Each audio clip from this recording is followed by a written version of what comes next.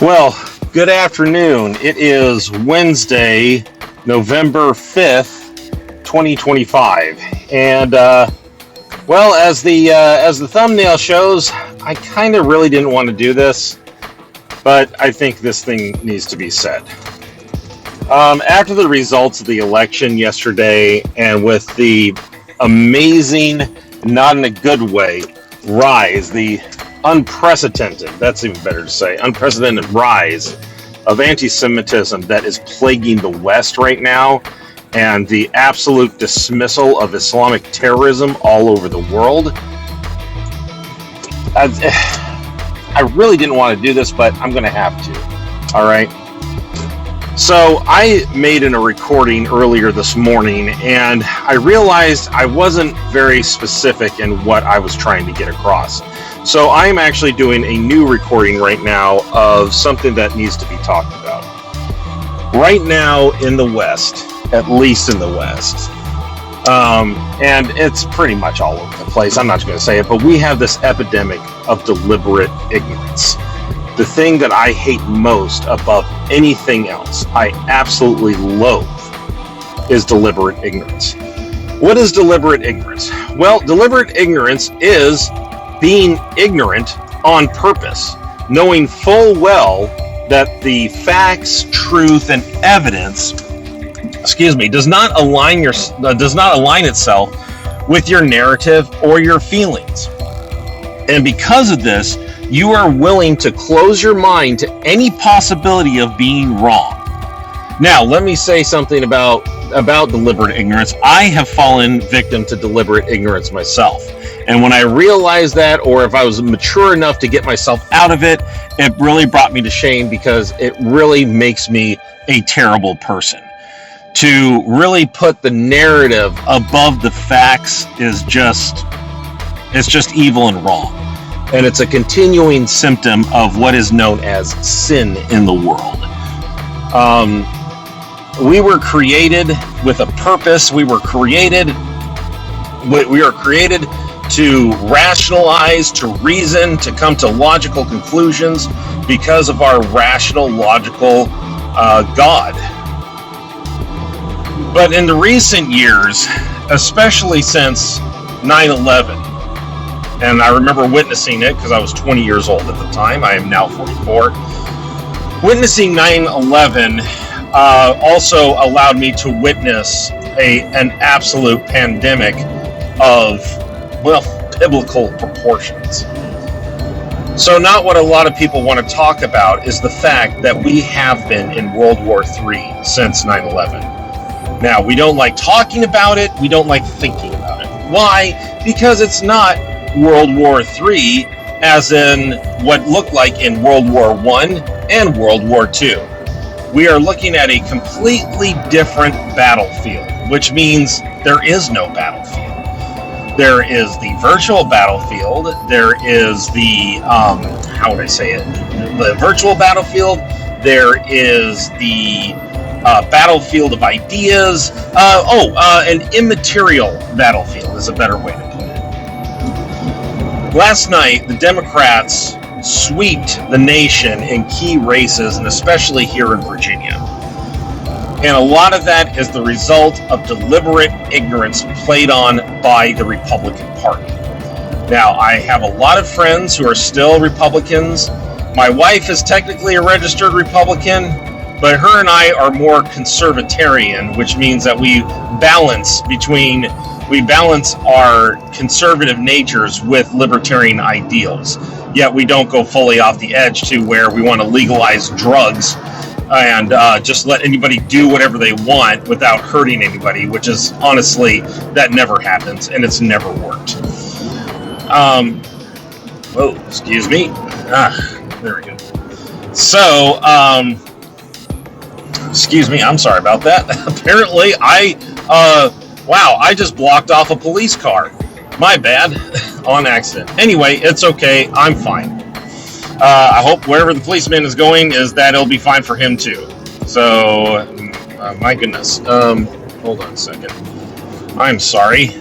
Well, this is what happens when you go live, or semi-live, or just straight up recording without without a script. As my good friend Gary Ambrosia once said, man, do you see the problem with live television?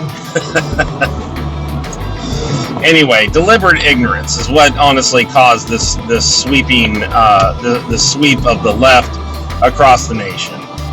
And like I said, a lot of it had to do with the GOP going honestly left themselves. What do I mean by that?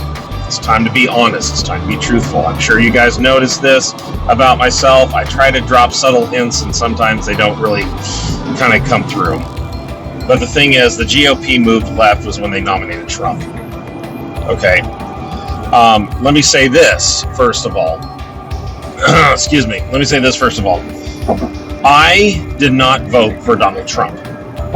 I do not support Donald Trump. However, I recognize him as the President of the United States. He is not my president, but he is the president. I have full respect for the authority of the office of the presidency of the United States. I also obey the orders of the presidency, the office of the presidency of the United States. The other thing to make sure to note is that, but above all, my number one duty and protection and defense of is the U.S. Constitution, the idea of the United States of America. So Trump is the president. I recognize his authority and I accept his authority, even though I personally do not accept his political leanings. So with that out of the way, before anybody jumps on that, oh, he's never Trump or he's one of those TDSers, I'm just telling you, the thing is, I don't support Trump, but I recognize him as the authority of the President of the United States. Just like Joe Biden, I recognized his authority. I also recognize the authority of Barack Obama and so on and so forth. Whether my politics or my morals align with them or not, I recognize that they have the authority. So, now that's out of the way, let's get to this. Deliberate ignorance is what brought us Trump. We had people who actually were so angry at Hillary Clinton and the Democrat Party that we nominated, honestly, Hillary's best friend, the Clintons' best friend. And what were we told the entire time? Well, the reason we need to elect Trump is because he has balls. He has big old balls, and we need to elect him because of his balls. And I'm like going, that's not a reason to elect anybody. Just like it was not a reason to elect Barack Obama because, and I quote from many people, it's about time we had a black president. Seriously. So the only qualification for Barack Obama was his skin color. And basically, the only qualification that people voted for Trump, from what they told me, is his genitalia. Oh, you mean just like when the feminists use their genitalia for their authority? Please. So anyway, deliberate ignorance honestly brought us Trump. I saw this coming a mile away. Now, I was going to vote for Trump. I originally was a Ted Cruz guy. I was a Ted Cruz guy since 2012 because he has been the most articulate conservative that I honestly ever seen in Congress, and he had the potential to be the next Reagan, like we were all looking for. But no, we decided to get angry in the age of ignorance during the phase of the safe space. What do I mean by that?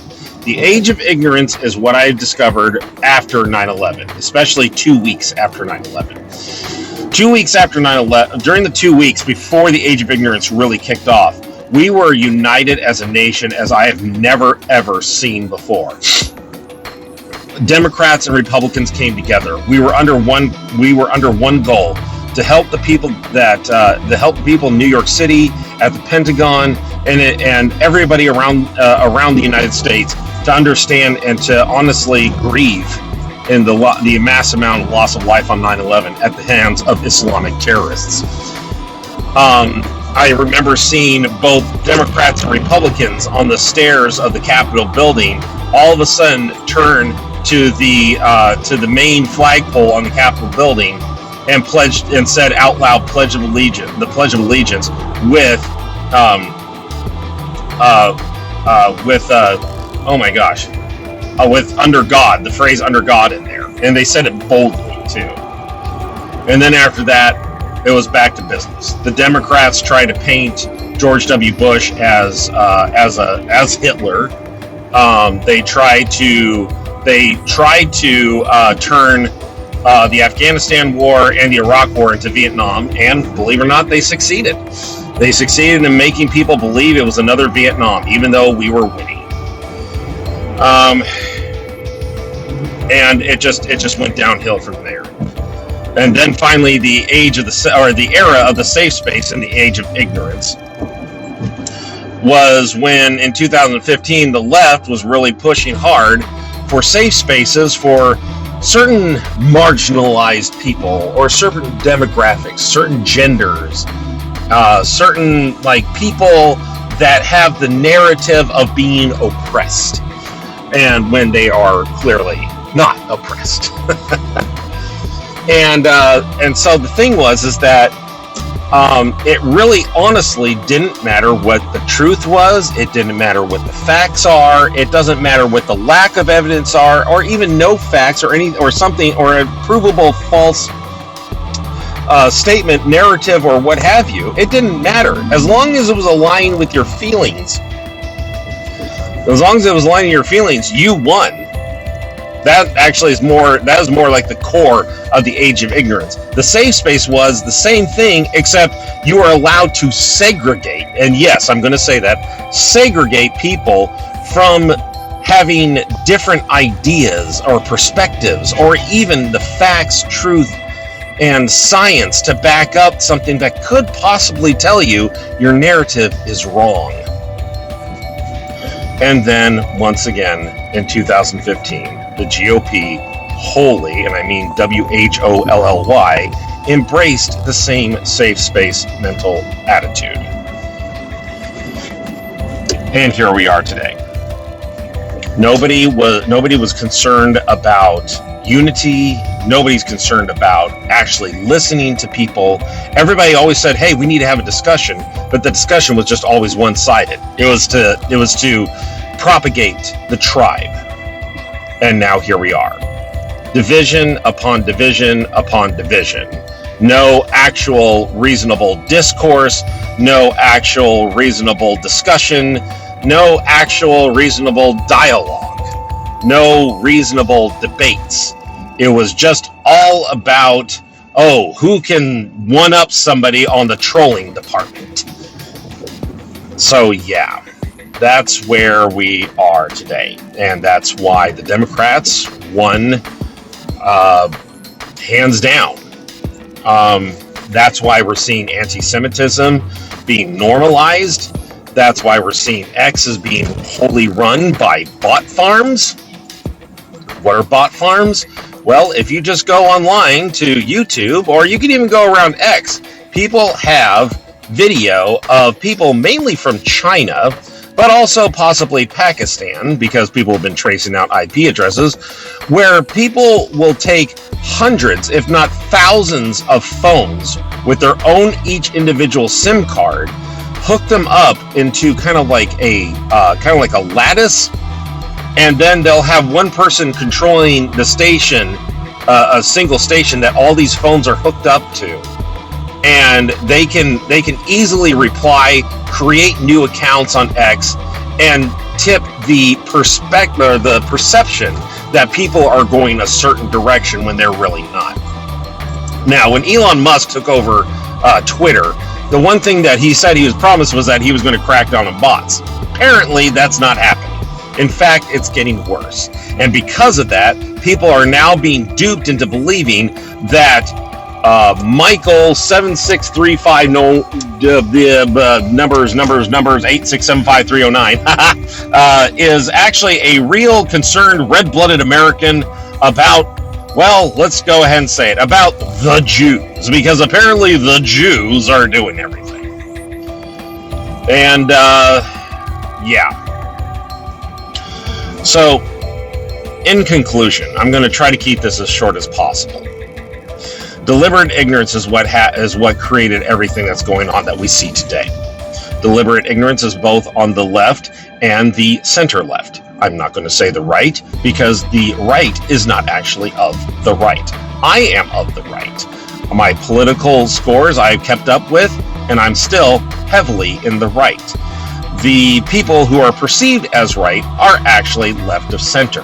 But because they're not fully left, the left calls those left of centers the right wing because they're just right of them.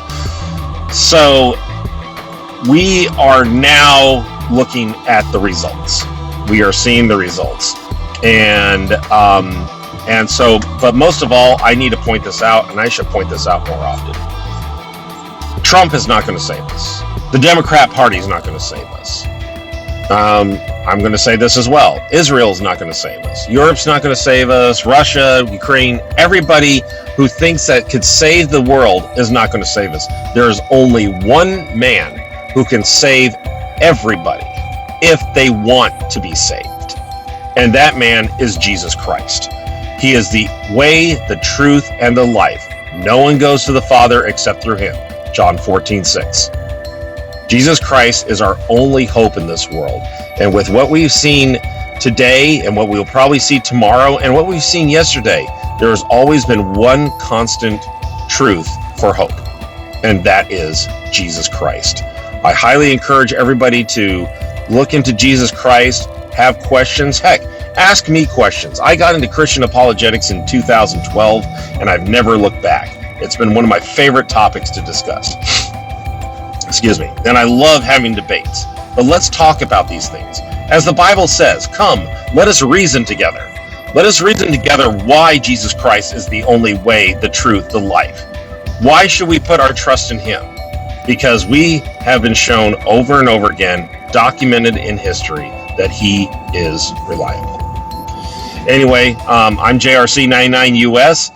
Thank you for putting up with what I had to say. And to be honest, I'm glad I got to talk about Jesus, but I really didn't want to do this because I was hoping I didn't have to.